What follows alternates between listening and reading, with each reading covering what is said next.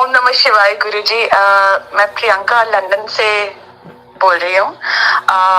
मैं आपका प्रोग्राम देखती हूँ, बहुत सारे अच्छे मतलब बहुत ही अच्छा लगता है आपका प्रोग्राम देखना। बहुत अच्छी अच्छी इंफॉर्मेशन मिलती है आध्यात्म के लिए। मेरा भी एक प्रश्न था जो कि आई थिंक बहुत और लोग भी पूछना चाहते होंगे, बट मैं हमेशा सोचती थी कि कोई कोई पूछता ही नहीं है लाइफ में। तो मुझे ये पूछना था कि हम जब दीपक जलाते हैं अपने घर में, तो उसमें जो फूल बनता है उसका क्या तात्पर्य है? अगर आप इस पे थोड़ा बता देंगे तो हम सबका उद्धार हो जाएगा, क्योंकि बहुत लोग पूछना चाहते हैं। मैं उन्हीं की तरफ से ये प्रश्न रखना चाहती हूँ।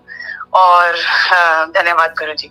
तो आपने पूछा है कि जब हम कोई भी दीप प्रज्वलित करते हैं या कोई जोत जगाते हैं, उसमें जो फूल बनता है, उस फूल के बहुत सारे मायने हैं। एक तो फूल बनता है प्रस्तुत फूल जिसको बोलते हैं, यानी कि जो हमारी जोत की, जो उसमें हमने बत्ती लगाई होती है, जो उसमें हमने धागा लगाया होता है, तो उसमें मौली की बत्ती जैसा प्रयोग करते हैं, उसका बनता है। एक उसमें बनता है जो ये तो हमारा प्रस्तुत फूल है। एक होता है प्रतिफूल।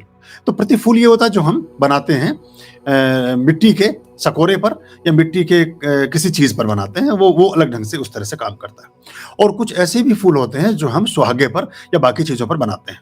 एक सुहागा एक फिटकरी की जैसा एक चीज होती है, वो खासतौर से नजर में और बाकी उतारों में काम आता है।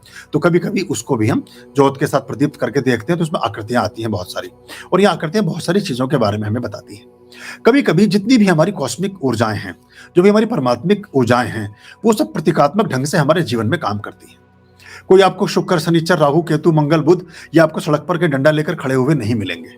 कोई भी परमात्मा, जितने परमात्मा के स्वरूप हैं, ये कभी आपको ऐसे प्रस्तुत नहीं होंगे कि आपको किसी व्यक्ति की या किसी मनुष्य की फॉर्म में कहीं खड़े मिलें। ये प्रतीकात्मक ढंग से मिलेंगे, कभी ऊर्जा के रूप में, कभी सुगंध के रूप में, कभी अनुभूति के रूप में, कभी किसी चेतना के रूप में, कभी किसी ऊर्जा और त्वरा के रूप में, कभी किसी ज्योत के रूप में, कभी उसकी प्रति आकृति के रूप में। ये सब जो सिंबल्स हैं, ये उस तरह की चीजें बताते हैं। और ये बहुत बार हमें प्रतीत होते हैं, हम नहीं देख पाते। कभी कभी हम देख पाते हैं, रिकॉग्नाइज नहीं कर पाते। कभी कभी हम देख भी लेते हैं, रिकॉग्नाइज भी कर लेते हैं, तो पहचान नहीं पाते। कभी कभी हम पहचान भी लेते हैं, रिकॉग्नाइज भी कर लेते हैं, देख भी लेते हैं, तो सत्कार और उससे अपना संबंध स्थापित नहीं कर पाते। लेकिन ये चीजें हमारे, जब हम बहुत गहरे अर्थों में जुड़े होते हैं कॉस्मिक ऊर्जा के साथ, बाह्य आडंबरों से दूर होकर के सच्चे अर्थों में जब हम परमात्मा की सेवा में संलग्न होते हैं, तब ये ऊर्जाएं हमारे संग साथ आ जाती हैं और हमें जीवन में आगे बढ़ाने में हमारी मददगार होती है। धीरे धीरे धीरे धीरे हमारा जो चेतन और अवचेतन मन है, अनकॉन्शियस और कॉन्शियस माइंड है, ये हमारे एक रूप होने लगता है, हमारे एक तालमेल में बनने लगता है, हमारे अलाइनमेंट में आने लगता है, और फिर हमारे जीवन में बहुत सी चीजें सुलभ और आसान होने लगती हैं, अच्छी और सच्ची होने लगती हैं। तो इनको हम अलग अलग आकृतियों के रूप में उनको सिंबॉलिकल ढंग से देखते हैं। लेकिन जो हमारी मूर्तियां हैं, जो हमारी प्रतिमाएं हैं, हूबहू उनके जैसे ही कभी नहीं होते। कभी कभी उनके जैसा रिफ्लेक्शंस आ भी जाता है, क्योंकि ये प्रतिमाएं भी हमारे जो महर्षि, जो पुराने ऋषि, पुराने गुरुजन, उन्होंने बहुत गहरी ध्यान की प्रक्रियाओं में रह करके जो चेतन और अवचेतन मन से जिस तरह की ईश्वरीय ऊर्जाओं के साक्षात्कार अपने लिए किए और आत्मा के साथ उनका एक परस्पर संबंध स्थापित किया, फिर जो आकृतियां स्थापित हुई, उन्हीं आकृतियों की स्थापना के आधार पर हमारी सारी अनुकृतियां बनाई गई हैं, हमारी सारी मूर्तियां और सारी चीजें बनाई गई हैं। तो उनमें अलग अलग देवी देवताओं के अलग अलग तरह के अनुभव रहे हैं, और अलग अलग तरह के ऋषियों के, अलग अलग गुरुओं के अलग अलग तरह के अनुभव रहे हैं।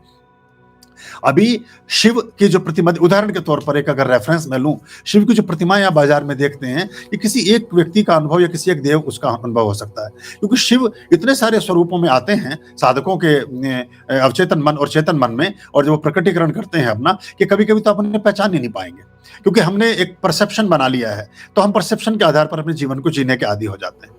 तो हमें लगता है कि अभी जो हमारे 1000 साल पहले तक के शिव की प्रतिमाएं थी, वो सब दाढ़ी मूछों वाली और कपड़ती बोलते हैं ना उनको, उलझे हुए दाढ़ी, उलझे हुए बाल और बड़े विकराल स्वरूप, और बहुत ही एक रुद्र रूप में शिव हमारे प्रस्तुतिकरण में रहे। लेकिन धीरे धीरे धीरे धीरे समाज होता जाता है, जैसे राजा आते जाते हैं, जैसे महाराजा आते जाते हैं, ये सरकारें, जैसे सल्तनत, अभी फिल्में, अभी कहानियां, उपन्यासकार, ये अपने ढंग से फिर उन आकृतियों को प्रतिस्थापित करने लगते हैं, प्रस्फुटित करने लगते हैं, अपनी फिल्मों के माध्यम से, अपने चित्रों के माध्यम से, अपनी पेंटिंग्स के माध्यम से, अपनी कहानी किस्सों के माध्यम से, अपने चित्रों। तो ये फिर हम उसे सोचने लगते हैं कि ऐसा ही है, लेकिन कई बार ऐसा नहीं होता। तो हम रिजेंबल करते रहते हैं उस आकृति के साथ जो हमने देखी भली होती है, लेकिन जरूरी नहीं है कि वो आकृति वैसी ही हो। तो सबसे पहले कभी भी ऐसी अनुभूति हो तो परमात्मिक ऊर्जाओं के प्रति आपको साधुवाद करना चाहिए, सत्कार करना चाहिए, उनको धन्यवाद देना चाहिए और अपने जीवन में इस प्रस्फुटीकरण के लिए, इस प्रस्तुतिकरण के लिए आपको आभारी और अनुग्रहित होना चाहिए। आर्याम अभयाम भज